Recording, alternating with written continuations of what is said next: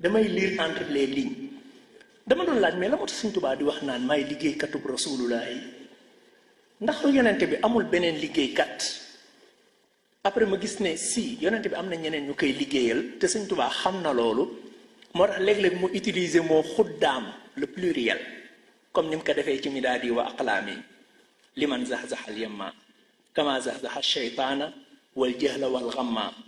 mahallaahu an alqa adan xalqahu amma maadiya bil baaqi allazi xidmati ramma min annaari wa shaytaani qad ustu mundamma bi rabbi ila xuddaami man indahu al asma mooy bokk naa ci kuréelu ñiy liggéeyal rasulullahi. So why he named himself the servant?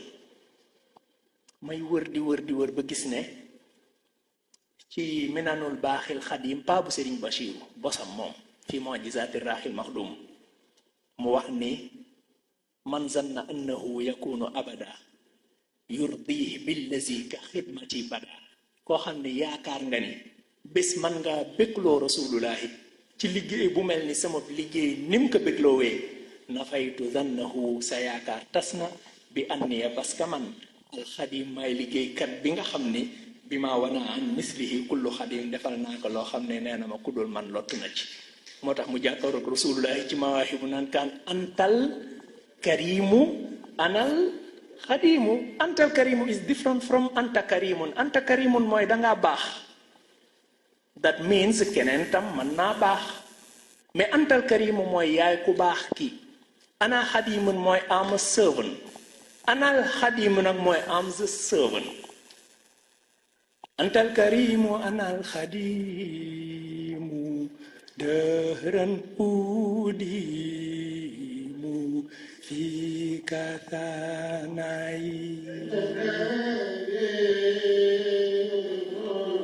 anal xadimu dëhran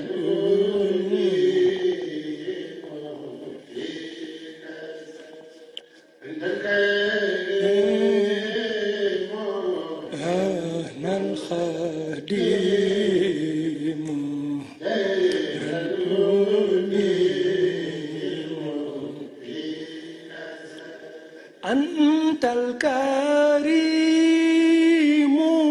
anal khadimu dahran udimu fika kanai. I'm the servant.